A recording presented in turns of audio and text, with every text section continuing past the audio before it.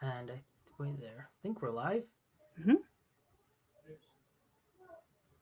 Let's just double check before we start talking because I know what it's going to be like, and then we'll just talk to like an empty camera for an hour. When you're filming for a video and your camera turns off and you don't realize it until you're 30 minutes into the video. Yeah. Yeah, exactly. Yep. There we go. We are live. Hello, welcome everybody. Thank you very much for joining us. Thank you, Tori, for joining us as well. So to start with, Tori, would you like to introduce yourself and tell us a bit about the Bloodstones that's around us? Sure. Well, first of all, thank you for having me. I'm very honored to be here, and I appreciate the opportunity to come on and chat with you. And I am Tori. I had to change my little name tag down here because I always have Tori Talks. That's my YouTube channels, Tori Talks 2. And I am a reviewer and book enthusiast and also a fantasy author. And that's basically me in a nutshell. And I don't like pickles. So for a side note, I'm not a pickle person. I don't know.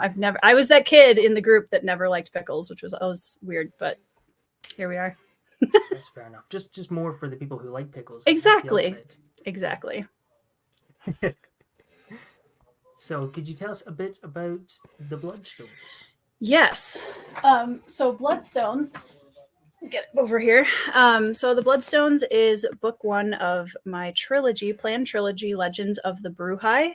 And it takes place in a partially Asian-inspired world, ancient fantasy world, where 3 brothers witness an execution that they were not meant to see, and it kind of opens the stage for a big succession war that happens in this country that ripples out into the countries around them.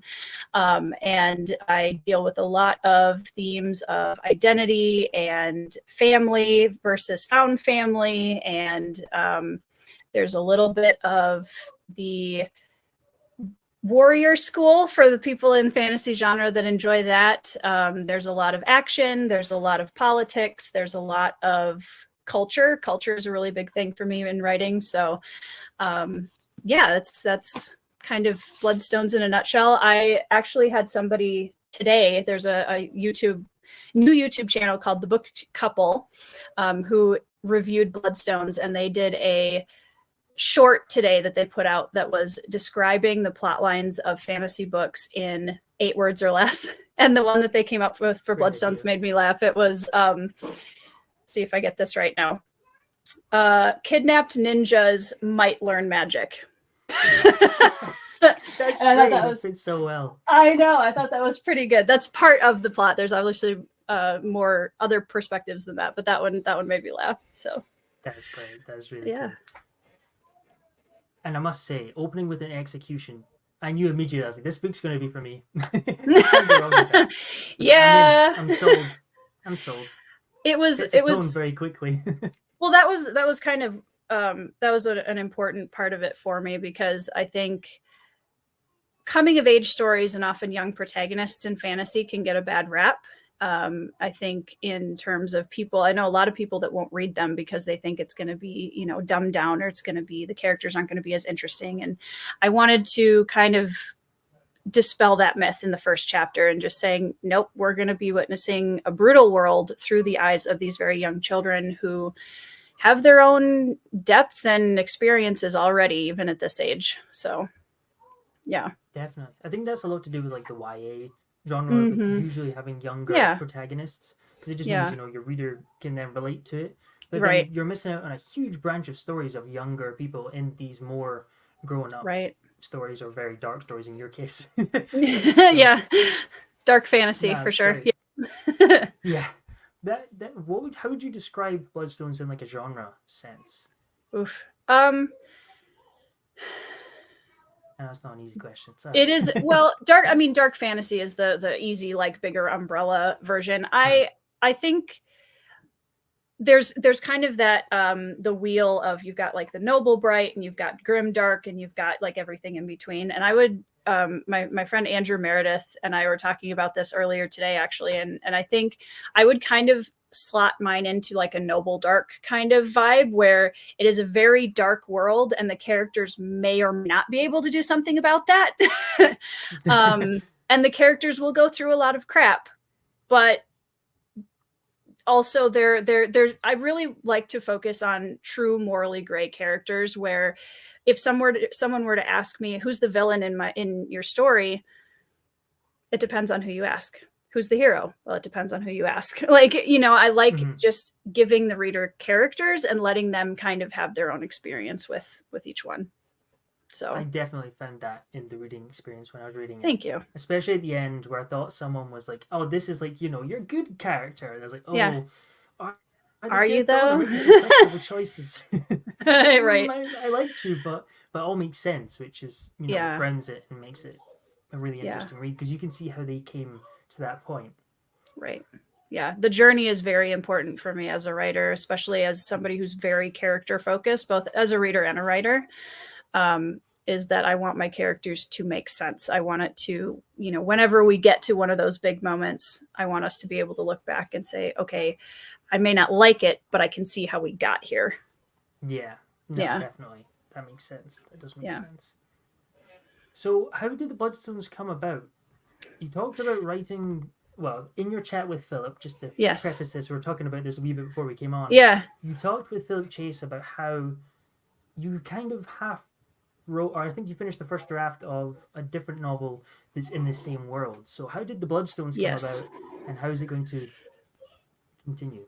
So when I was in college over 10 years ago now, I started reading adult epic fantasy, and I read Mistborn, and I read another series, and then somebody handed me Gardens of the Moon by Steven Erikson, and that was a little bit of a baptism by fire, getting into adult epic fantasy. That's quite yeah.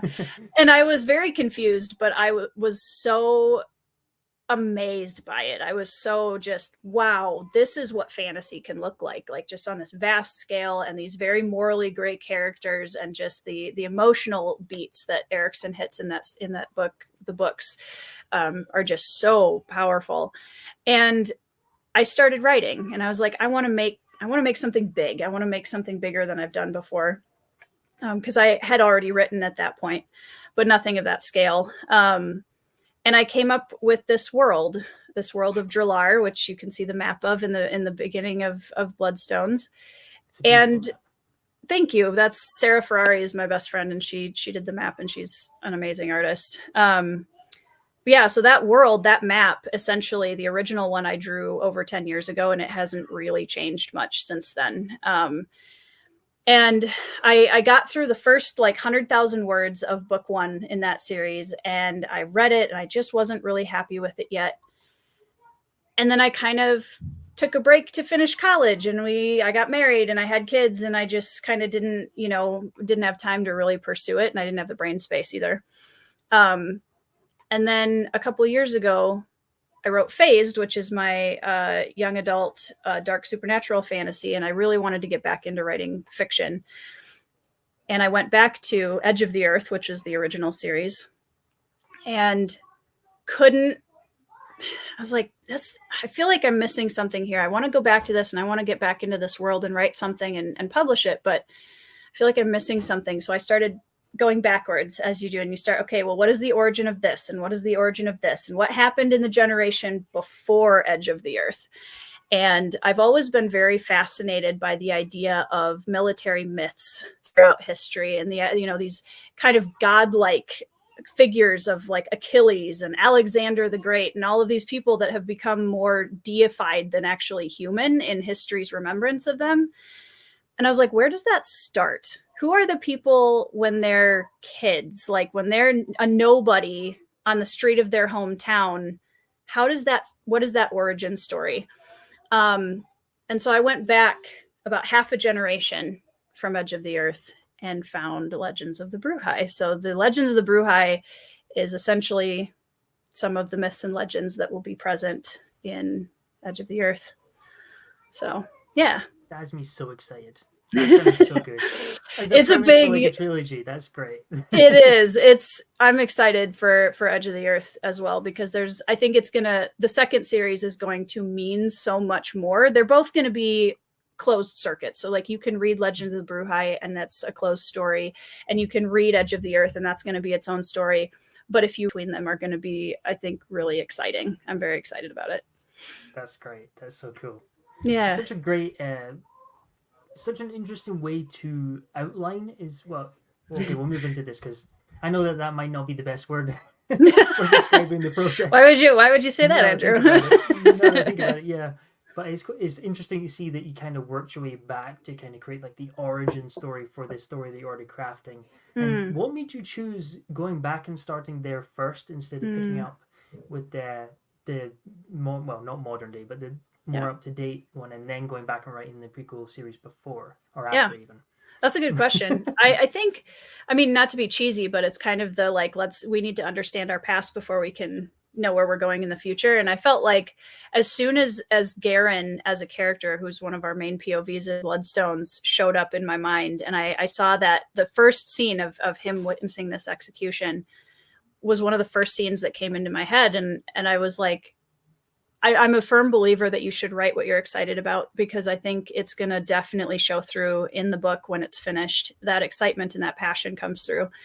And I knew that I needed to tell Garen's story first. I knew that he mattered for Edge of the Earth, that like I needed to figure this out before Edge of the Earth could mean something more, if that makes sense. And originally, Garen was the only POV in the entire story. I intended to write a single POV all the way through. And I got to about chapter 4, I think. And I was like, yep, nope, this is not working. I need more. Yeah, I need more. Garen, bless him, is an amazing backbone to the series, but he couldn't give us a big enough picture of what was going on. And so that's where the other 3 POVs came in. It is a very large scale story once you start looking at the map and you start considering all the different tie-ins and the fact that there's plot lines going on, but then they are referencing places and things connected to the other one. You're like, okay, I can see this is all going to come together in the future books, which is really interesting. I love convergences so much, so I'm very excited for 2 specific POVs to collide. Yeah. I know what you're talking about. No spoilers. Yeah. So, talking about adding in the other POVs, one of them is quite obvious to why we got him and some of the things that happen with that. But Sindri is like another leg of the story somewhere else on the continent. What made you pick up her, and did she come while you were writing the first draft, or was that something that you had in your head but you just weren't sure where you were going to fit it in? Or how did Sindri come about? I like Sindri. Sindri is such a polarizing character, and I absolutely love her for that. I love how there's so many like opposite sides of the fence on Sindri, which I think is very true to her character. So you know the song Wrecking Ball? Yes. That's Sindri kind of, which is again very true to her character. Yeah, Master Lowy, who is one of the other POVs, he is a scholar who, I was feeling very trapped in Garen's perspective, because I recognized that I had this young character who didn't know much, and I needed a character who knew almost everything to balance that out. And I build my casts like a motley crew, even if they don't all know each other, because it's like, okay, how do we contrast? Like, what is the contrast to this character, and how do we fill in the gaps of what we still need? Zario was a favor to a friend, actually, because originally, so Zario is Garen's older brother, and he's also one of the POVs, and she read the first couple of chapters and she said, I like Zario. Zario's I want to know more about Zario. And I said, I'll humor you. I'll write a chapter from Zario's perspective, and you can, just for fun. And I wrote the chapter, and I was like, oh, I really like this character. I love this character. I think we're going to keep him in here, because he added, again, a different perspective on the same events. And then I got a little ways in, and again, kind of hit a wall of, okay, I need an outside perspective. What what happens in the US ripples out and vice versa. Like if you have a country, decisions that are made in that country and people that do things, it ripples out across other countries, right? And so I was looking at, okay, what is happening in Kitesh right now matters to more than just Kitesh. How do we show that? Who can I? And I barely got the sentence out, and Sindri was like, whoosh. She just kind of appeared out of nowhere, and I think it was a bit born out of my desire to. I wanted some more action right away in the story, and I knew she could give it to us. And she was the most liberating character to write by far. I would get, because everybody else, I was very intentional about, like, okay, everything they say and everything they do is they're a very organized and specific culture, right? And then we've got Sindri, who's just completely the opposite end of the fence, where she's pure instinct. And it was so much fun to switch back and forth between those two styles of character. And yeah, she lives in a country south of Kitesh where Garen lives. And she is a tribal warrior, and they are the horse lords, if you will, of my books. And they're kind of a mashup of, if you put Nordic and Mongolian in a blender, you kind of get the Maleki people. Funny enough, those were the two cultures I was thinking about when I was reading it. I was going to ask you, because I was like, it feels like it's a bit of both. So I'm wondering if she's taken bits from both. Yeah. That's exactly what I got from Love that. That whole plot line. Yeah. I definitely got that from it. Yeah. Well, I have a very Nordic heritage, so I always try to throw that in somewhere. And I felt like there was just there's so many rich cultures all around the world from so many different parts of history. And I'm just so incredibly inspired by all of them, that it's fun to kind of give a bit of an homage to the influences. I knew somebody was going to ask. I do like to prove that I do have hair under the beanie every great once in a while. So, talking about your sort of influences and sort of the cultures, do you do a lot of research into Mongolian and Nordic mythology, or was it things that you kind of already knew, or was it more of just a sort of tone and a style that you'd known of and wanted to include it? Yeah, Bloodstones I refer to as my love letter to the things in storytelling that I love, and that includes culture. I've always been very fascinated by cultures and history from around the world, and I kind of wanted to walk a fine line with that, because I think bringing influence in from things that I've loved in the past from different cultures helped me get a starting point for the cultures that I wrote in Bloodstones. And then, but I didn't want it to be, oh, this is Mongolia, or oh, this is Japan, or oh, this is, Norway. So I really tried to take the tone of what I was looking for. I knew I wanted a culture with Sindri's people, especially. I knew I wanted a culture that was completely focused around their herds. They've got their care oxen, which are their, big production animal, and their horse warriors. So the horses are a big part of their everyday life. And then, moving over to Kitesh, you see a lot of the inspiration from other Asian cultures like Japan and Korea. And there's more of you can be polite and brutal at the same time. And yeah, the politics of Kitesh were very inspired by, and I know you're going to ask me about this. I don't say too much about it yet, but I'm a big Kdrama fan, and a lot of the historical Kdramas do politics like nobody's business. They're so good. And I really took a lot of that, saying one thing and meaning another, and kind of suggesting treason without ever actually saying it. And there's just so many aspects of that I was like, oh man, I don't know how to write politics. And then I was like, but I do. I can bring in all this influence from all these awesome historical dramas that I've seen. So that's kind of how I started with that. One thing I really liked about the cultures and the world building in particular is it felt very reflective of one another. Both of them have this sort of duality in sort of this sort of warrior and then this more thought-provoking. It's the whole closed fist open hand. Yeah, exactly. Yeah, and it felt the same with like the fox and the wolf, and it made sense in the world that these kind of ideas are carrying through. I think even later on in the book, one of the characters says something about, I think it's in Sindri's point of view, and it might be in her sister, when they were talking about like getting influence from other cultures and things. So that sort of blending of even the in-world cultures, I thought was a really cool thing that I hadn't seen before.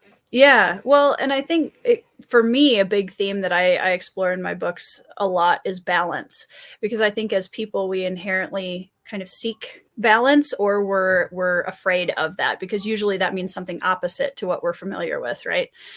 So for Sindri, she is full on closed fist, right? Like, oh yeah. So the idea of open hand as the balance to that is something that she knows she needs, but at the same time is kind of repulsed by it a little bit, because that's not who she is as a person. And so it's not familiar to her. But she can still see the necessity of it. And I think that balance, of that self-awareness of balance is really interesting to play with in the characters and the culture at large in the books. Definitely. I do have a question that ties into this quite well. I think we're jumping ahead a wee bit, but lots of different themes like in your book with like grief and identity and with the cultures and stuff as well. I was wondering, when you're writing the books, do you go in with a certain theme or thing you want to discuss or delve into, particularly with this sort of different cultures and also the themes in identity and grief, and there's a lot of heavy themes in the book. So did you go in wanting to explore them, or was it more of a, this is the story and then the themes just come up sort of naturally?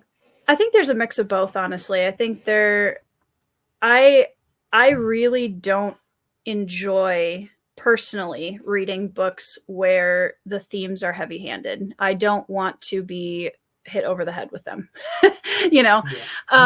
And so there are themes as an author that I explore through, I think, all of my books that are kind of a through line. So while Phased and Bloodstones are very different from each other, both of them deal with, generational trauma and what happens when you go through really hard and difficult experiences when you're young. How does that shape you as an older person? And like mental illness is something that I do a lot of exploring of in my books. So I think there are some things that for me as an author just kind of appear from the get-go. But that's where I really try to spend a lot of time really getting to know my characters, because it becomes pretty apparent fairly quickly what matters to them and what, based on their personality, what themes I can play with. So I never want to do the opposite thing where I'm like, here's a theme and I'm going to force my character to fit into that theme. I want to see, all right, based on this character, what are the themes that I can explore here? Because again, character-focused writer, I really don't ever want to sacrifice my characters for theme or plot. It drives me bonkers. Yeah. So I don't know. Does that answer I think it answers your question. Yeah, no, definitely makes sense. Yeah. So going more into your process, what does writing look like to you? I know that we joked about this earlier. Yeah. Because I know you're not a big fan of like outlines. So is it 100% just discovery written, or do you have some notes, or do you really let ideas settle in your head for a while? How does it work? Yes. Yeah, so I am definitely not a super heavy planner architect type writer. I sit with the stories a lot. Like for me, writing can often look like just sitting and staring at my computer for an hour and just letting things kind of sift around and seeing if something sparks. Oh, yep, that's the direction we want to go. I like visual aids. So I have a lot of inspiration art that I've saved of like character inspiration. I have Pinterest boards for all the characters. I have Pinterest boards for like scenery, like kind of what I want the visual aspect of my world to look like. I have playlists of music. Music is a big thing for me, where I have a song that like if Sindri's in battle, this is the song we play and it gets me into that mood immediately. So I lean very heavily on that kind of writing aid. In terms of outlines, so, and I don't know how much of this, well, a lot of this goes back to, for me personally, I have ADD. And so sequential processing is difficult for me. So being able to sit down and be like, this happens, then this happens, then this happens, then this happens, breaks my brain a little bit. So I'm more organic in the sense that I just kind of let the story flow, and I don't always know what the next scene is going to be until I get there. I kind of know what the major points of the story are going to be and what those major moments of impact are going to be. And I kind of let the characters take me there. I'm like, okay, guys, how do we get here? What are you going to do next, Garen? What would you do in this situation? And if I don't know, that means I don't know the character well enough. That's, for me, that's what writer's block is when I get there and I'm like, I don't know what this character would do in this situation. Okay, pause, go back to character and like figure out what I'm missing. I do outline a couple scenes ahead sometimes if I get stuck and I feel like I need to kind of know where I'm going a little bit. But if I sat down and tried to outline my entire story from the beginning, I'd be bored and I wouldn't write it because I already wrote it, I think. Yeah. I'm also a big talk it out person. So I have some very patient and wonderful, amazing writer friends who, like, I just talked to Andrew Meredith right before this, actually, where I called him and I was like, can I just talk through the beginning of Queen's Wolf with you? Because I need, like, sometimes I need to just say it to make it make sense. So that's out of my head. But don't ask me to write it down in order on a piece of paper because I will tear all my hair out. Yes. Yep. Zario, for being a kind of last minute entrance to the race, he is a big favorite. He's a big fan favorite for sure. It was great.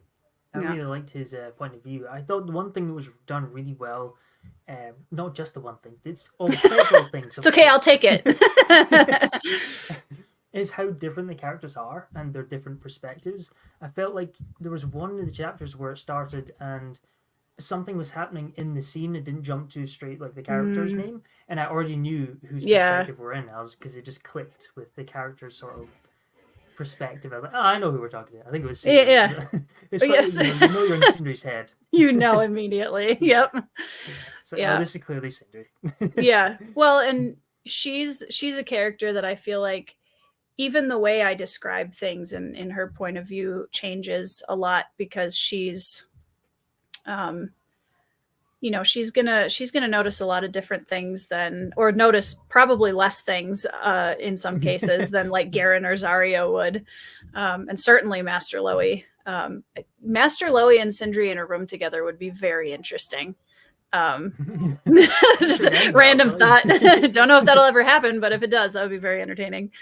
So, yeah. So, because you're very character focused in the way that you're writing, and you're in the character's head, do you sometimes find yourself when you're starting a new story that have you already got the character in your head before that, or do you write a couple chapters and then maybe your perspective changes on who the character is, or how does that sort of?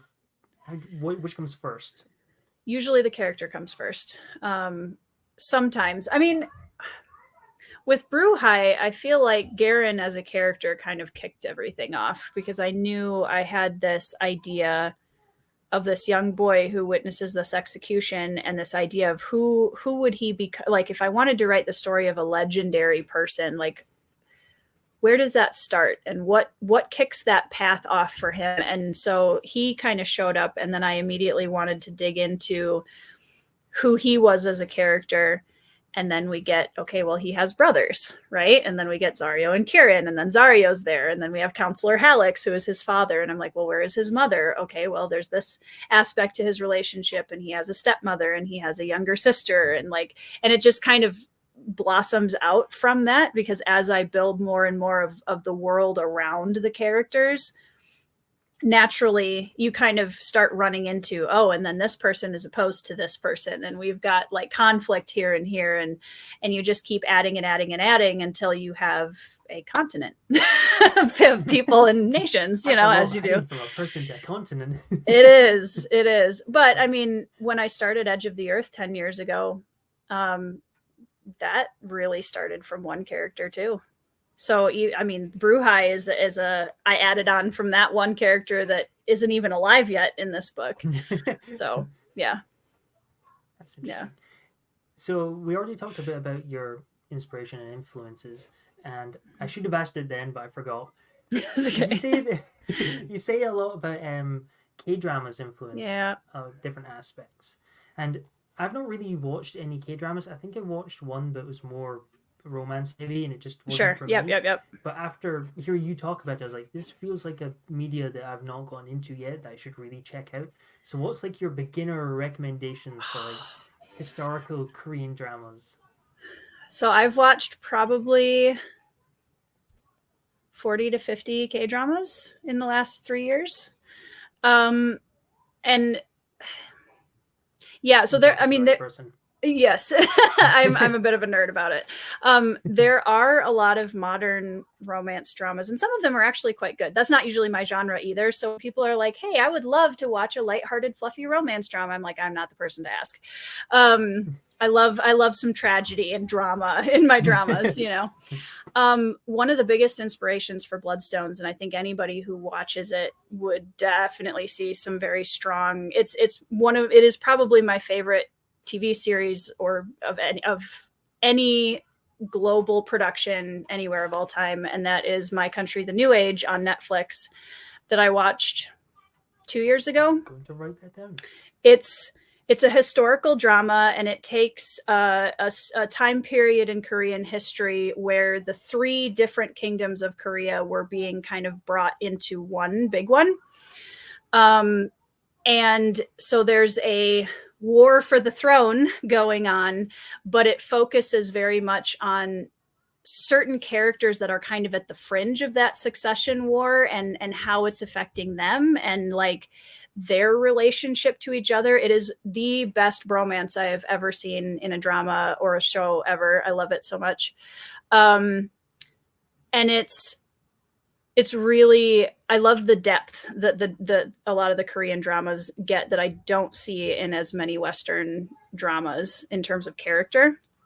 So that one is one. I would say another one, if you want historical dramas, Crowned Clown is another one that is incredible. That one's a Prince and the Pauper style story, where a street clown who's a nobody gets brought in as the body double for a king.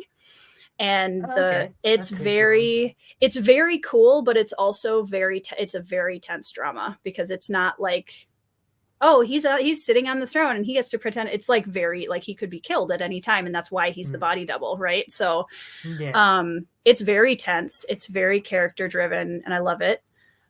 Those two I would say would be good places to start for historical dramas. For modern dramas, one that is actually a romance, but it's a dark fairy tale, has a very strong like trauma and how that affects you as an adult themes, which I definitely love, is It's Okay Not to Be Okay, which is also on Netflix. That's one of my favorite modern dramas.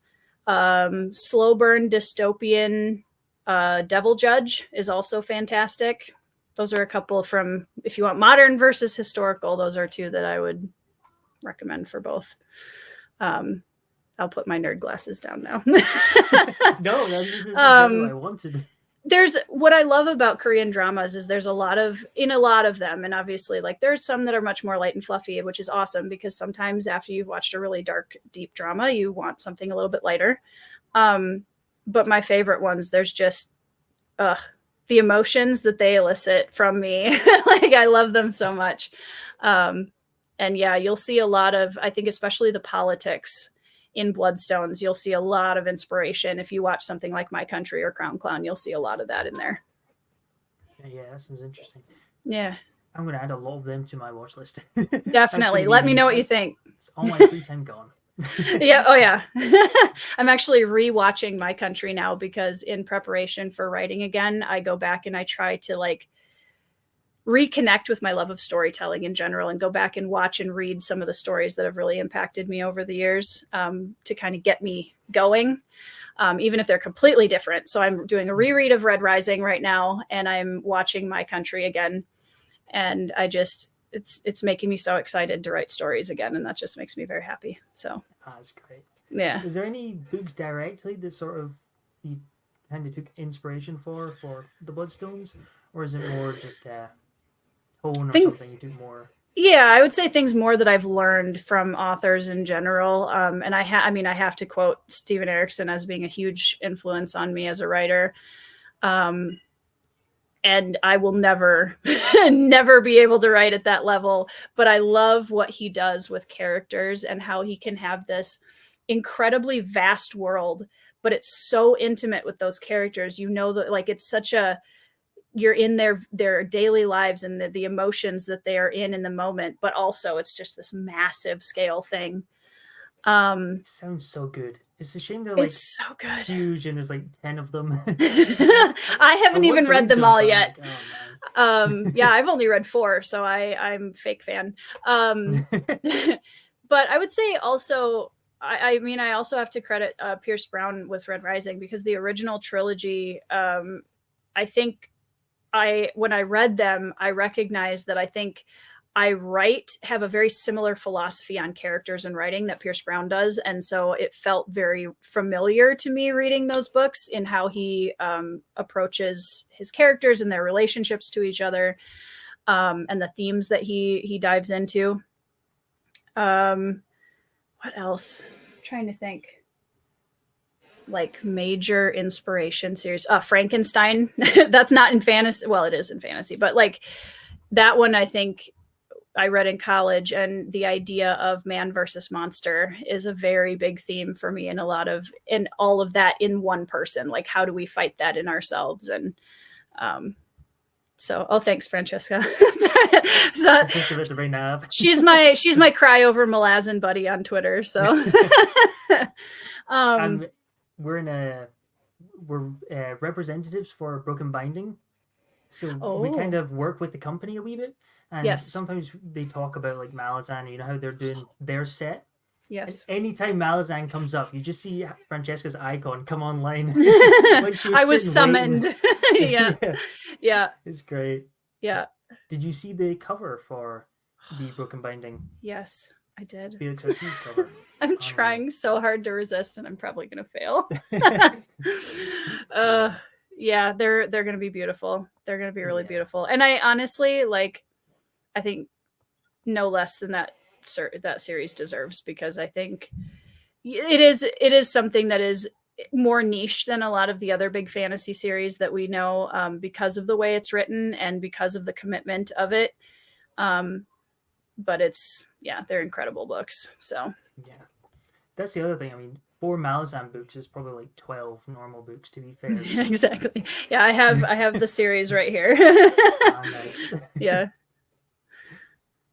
Okay. I did have a question. What was the most difficult part of writing or publishing? How long do we have? Writing is hard. I mean, that is, yeah. And I don't want to come on here and for people that are, new writers or haven't published yet, you're going to be great. You can do it. Absolutely. It is hard. Both of those things can be true at the same time. I think honestly, for the first book, there was a lot of imposter syndrome that I had to work through in terms of, I've been reading these giants in the genre for so long that, it does kind of, there's that niggling voice of doubt in the back of your head that's like, you think you can write something in the same genre as Steven Erikson and Robin Hobb and Yeah. So a lot of it was me just constantly going back to my story and the story that I wanted to tell that was inherently me as an author, and not letting the imposter syndrome kind of swerve me into comparison, because I don't think anybody should do that. I'm not here to be the next anybody. Like, I'm here to be myself and write the stories that matter to me. And I would say in terms of the writing process, when I mean, one of the downsides of being a discovery writer is when you do get really stuck, you don't have an outline to fall back on. And so it can be, that's where my like huge shout out to Andrew Meredith, Thiago Abdallah, Crystal Matar, because like they, and my best friend Sarah Ferrari, because they were my sounding boards through a lot of the book writing process. And I'm a very social writer. I need that. I need to be able to talk to people while I'm working on it. And they always had such great support and, you know, encouragement and ideas, and helped me like kind of get shaken out of that stuck point. So yeah, I mean, that was hard though. Like, just writing 150,000 words and making it all make sense is a lot of work. I mean, you know how that is. It's very difficult. So yeah, I would say publishing wise, once the book moves out of, it's just me, like for a while you're in your writer's cave and it's just you alone with your manuscript, and then you finish it, and then you have to bring all these other people on board to edit and beta read and cover and art and format and things, cover reveals and interviews, and there's just suddenly so many other people involved in it, which is awesome because it takes a village. But it's a little bit like herding cats sometimes, and trying to keep everything straight. Make sure you're heading, you know, so just, this was the first time that I've launched a book into a online community where there was already hype ready and waiting for it. Cause, you know, in my previous career as a child author, I wasn't online really much at all, because it was way back when. And so I would write a book, and then I would wait several months before I was going to in-person events to sell books. So it was a completely different mindset. So I'm kind of having to relearn everything now. That's really cool. Did you take some of your early books and do like in-store stuff? That's awesome. Yeah. I used to. Really cool. Bloodstones is actually my 12th published book, and that's so nine of those I wrote and published before the age of 19. And yeah, I mean, it was kind of wild. I'm hoping eventually to do a video just kind of explaining my whole journey with that, because it was a wild ride. But yeah, I used to travel all over the US, and I spoke at conferences, and I taught young writers conferences. I taught an adult writers conference with Gary Paulson, who's a very well-known American author who was lovely. He was a really cool person to meet. And yeah, I sold like 10,000 copies between the ages of 14 and 19. And then I went to college and got married and had kids. And all of a sudden I was like, not a writer anymore. So this is me kind of opening a new chapter, and like, yep, I'm ready to play in the adult writing leagues now. And I'm excited to take what I've learned from all of those foundational steps forward into my writing now. That's great. Yeah. That's really interesting. So yeah, there's so much there. I know. So did you say 19 books or 20? 9. No, I have 12 out with Bloodstones. 12 9 were published before I was 19. 9. Mm-hmm. That's insane. So you were doing that like all through high school then? Mm-hmm. Yep. That's amazing. That's so many books. It was a lot of books. I wish I could go back to that like young me where that flow state was so easy. It was so easy. And now I'm sitting here struggling, and I'm just like, oh man, how did I do that? Yeah. That is so impressive. So as someone who, well, you kind of have experience of both of this now, now that you're part of like the online communities and things, do you think that it is something that authors, particularly self-published authors, should be considering? I don't mean necessarily doing like Booktube where you're doing regular content or things like that, but even just a Twitter page or an Instagram page where you're interacting with other authors, reviewers, talking about your writing or maybe what you're reading. Yep. Do you think that's something that's beneficial now, or? I would say that's my, honestly, not that you can't be super successful without that. I mean, I just had an interview with Alec Hudson, who's the author of Crimson Queen and Umbral Storm and stuff. And he's a very successful author, and he's like nowhere on social media. So you can do it. I think what I recommend for people is, no, you don't have to start a booktube channel. I know that's not for everyone. Some of us are just weird and like talking to a camera. Yeah, okay. But I do think networking is really important. I think be in the community, whatever that looks like for you. Like, don't, if nothing else, I mean, you're going to make amazing friends. You're going to meet amazing people that you can bounce ideas off of and talk about things that you both love. And, like I would not have been able to publish Bloodstones without the community around me, period. I mean, I needed those supporters in my corner that were other established writers who were picking me up every time I had a quit day and were helping me, figure out, wait, how do I even upload this to Kindle? Like, I don't know. So, it does take a village. It's like raising a kid in a lot of ways. Like, our books are paper children in a lot of ways. And it needs a lot of support to publish and also to keep that momentum going.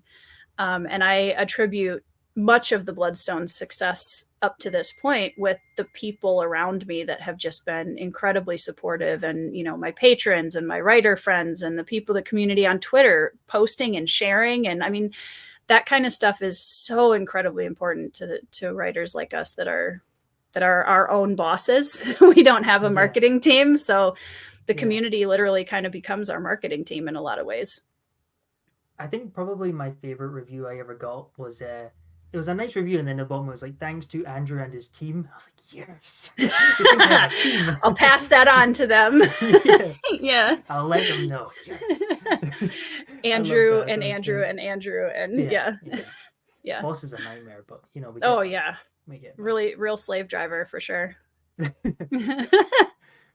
of the things that I found really interesting about the community is how open people are to do conversations like this, or even just like messaging them over Instagram and Twitter and such, and how open they are to discussing about their own experience and really helping out if you have some niche specific question that you will get an answer from people. It's crazy how many people have reached out and really help out, especially in self-publishing, when there's so many small details and things that there's no overview. There's not really you need all these things to self-publish. It's very much you figure it out as you go along.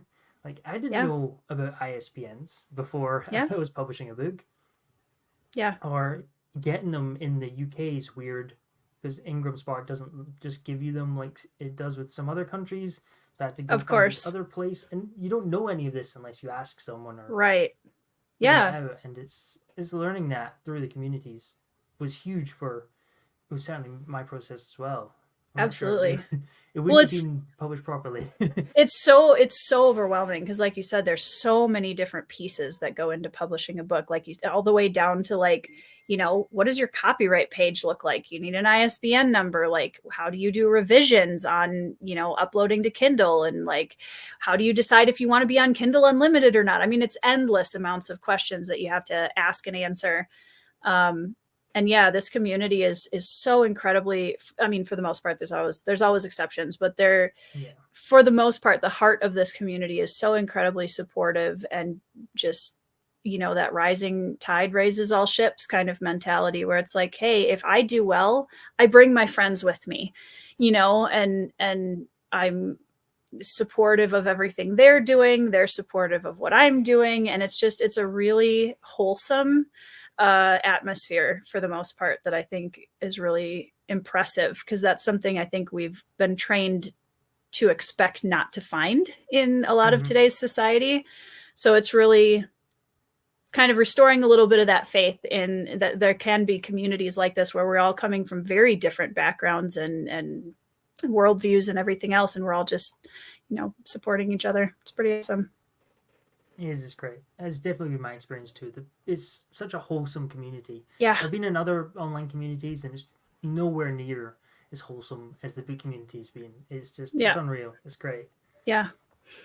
Well, and I mean, when I was just about ready to hit publish on Bloodstones, I reached out to a pretty big name indie author that I won't name because I don't want them to get flooded with DMs. But I reached out and I was like, okay, what am I forgetting?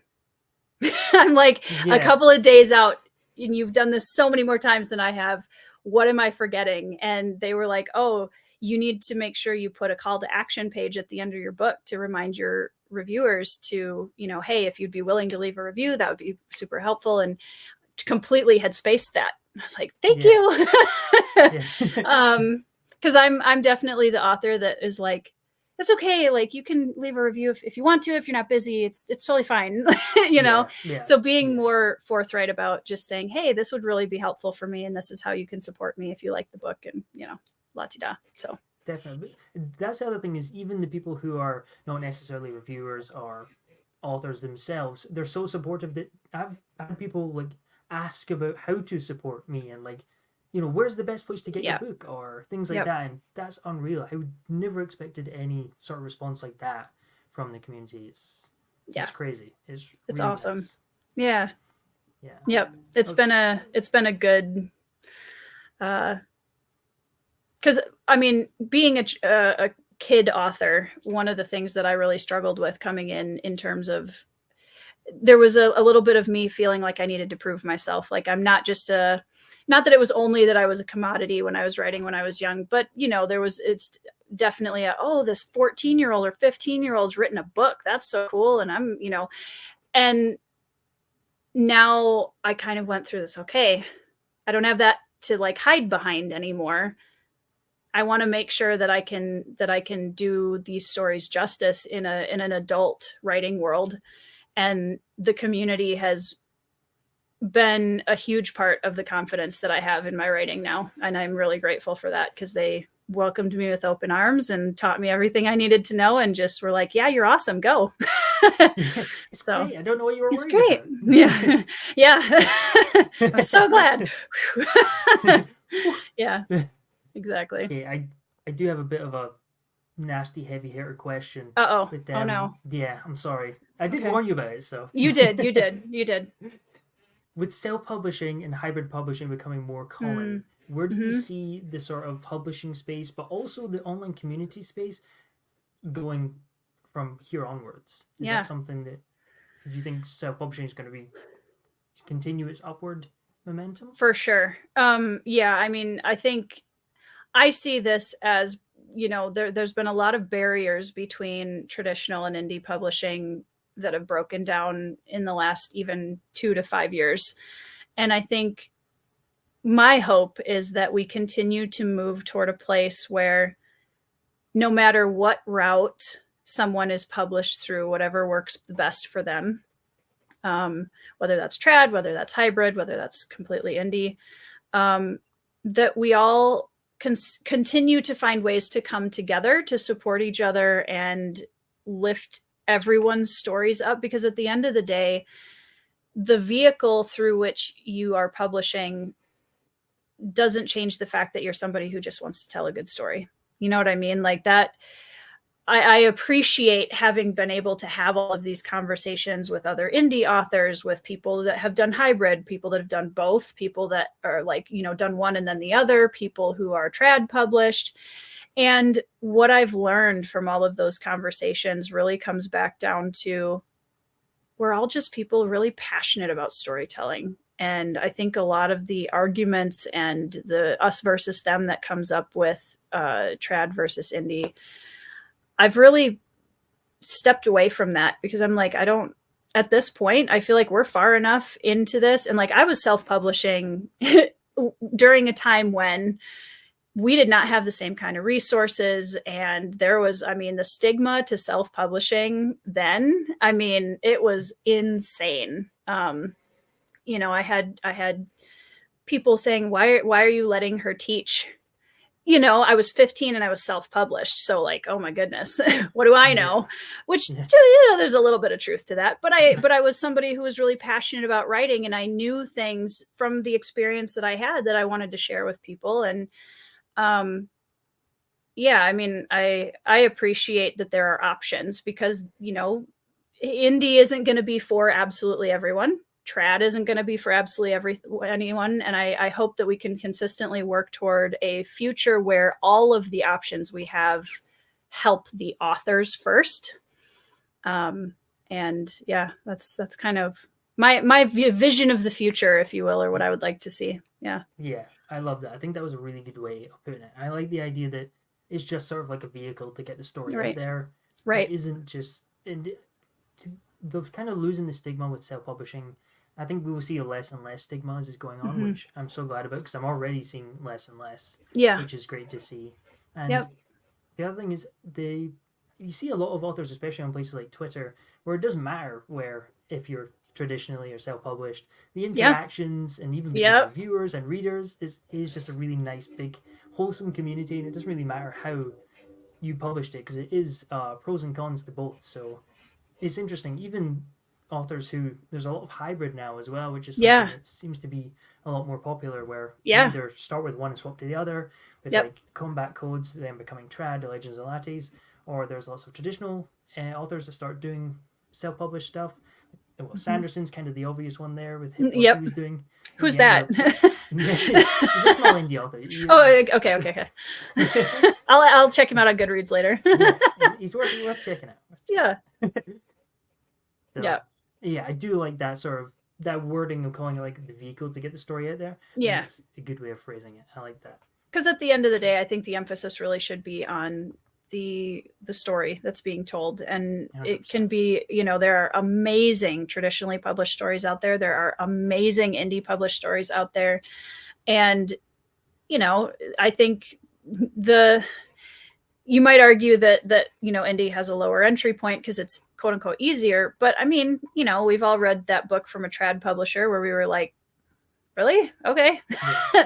But maybe it's somebody else's total cup of tea. So to each their own. And exactly. I like the idea of we're all just authors, and the stories we tell are what we're passionate about, and it doesn't matter how we got there. 100%. I like that. Yep. That's great. So I need to ask this question. When are we getting a hardback of the Bloodstones? I need one for the shelf. Yes. Is that something that's all of you hardback snobs. I know. I'm getting there. I'm just kidding. Sorry, I know. Yeah, so I do have the kind of beginnings of a plan for one in the works. I don't know. I don't have a date or anything like that, but I am planning on having a hardback edition that has some illustrations in it. So it's in the works. That's what I can say about it. It's my artist has taken a little bit of a step back to work on some family things that she needs to deal with, and so I'm not in a super big rush, but I do have plans to do a hardcover. So sounds good. That's exciting. Yeah. Well, I'll be there as soon as it is ready. So. I will let you know. Yes, please. Yeah. So what's next for you? What are you writing now? What's coming out? And also, why is it going to be all high sheer orientated? I hope there's going to be a lot of him in book 2. Or there will be riots. Oh man, he is probably the most beloved tertiary character in the entire series, which I love it. I love that for him. Hashir, he is, and he's actually a nod to an entire race of characters that is featured very heavily in Edge of the Earth. So if you like the Chorale, you're going to be getting a lot of them in Edge of the Earth. Right now, what am I working on right now? Well, I had a short story that came out in the anthology Advent of Winter that was put on by Dominish Books here on YouTube. There were 24 of us indie authors in there, all writing about the theme of winter. And the short story that I wrote for that, I needed a break from the brain stretching that was the Bloodstones. And I was like, you know what? I'm going to challenge myself. I'm going to try to write a first-person perspective and see what I can do with it, because I've never done that before. And I think I just needed to find the right character. And that was why I'd never written first person before, because I feel like you have to have a very specific type of character to pull that off well. And I wrote a 5,500 word short story about a necromancer in a fantasy world inspired by the Yukon Gold Rush. So I had a blast with it, honestly. And when I got to the end, I was like, well, yep, that's definitely something I want to write more of. So I am working on the first book in a series about that character. And it's going to be kind of a nod to like the 60s and 70s serialized Western novels and but fantasy. I'm very excited about it. What else am I working on? I'm working on not to copycat Sanderson, but I am working on a secret project that I started a few weeks ago that I'm just it's more of a personal project that it's still fantasy and still not fiction, but I'm kind of feeling it out to see how I feel about it. And then obviously Queen's Wolf, which is book 2 of Legends of the Bruhai, I have started. We have a prologue and part of a first chapter, so we're cruising. There will be some new POVs in Queen's Wolf that I'm very excited for any Queen's End fans out there. She gets a POV in book 2, which will be exciting. And more of the characters you already love. And I can't promise that I won't hurt my readers again, but you signed up for it. So if you pick up book 2 after book 1, then you know what you're in for. You know what you're in for. And if for people that have read multiple books of mine, like Phased and Bloodstones, at this point, you know what you're signing up for with me. We love some trauma and heartache in this house. So yeah. So Queen's Wolf is going to be much harder to write than Bloodstones, I think, because there's a lot of threads, like we talked about earlier, that I'm trying to very carefully put them in the right places. So you guys all send me prayers and good wishes because I'm going to need it. Yeah. Well, I'm really looking forward to it because I really love the Bloodstones. We read it on the Discord. We did like a group reading of it. Oh, cool. Yeah, everybody really enjoyed it, so it was great. Awesome. It was great getting to see the different interpretations and how people were discussing it as well. It was a ton of fun. That is something as a writer that I think is really fun. Same. Yep. Amen. It's a requirement at this point. It is. It's fantasy. That's why we live here.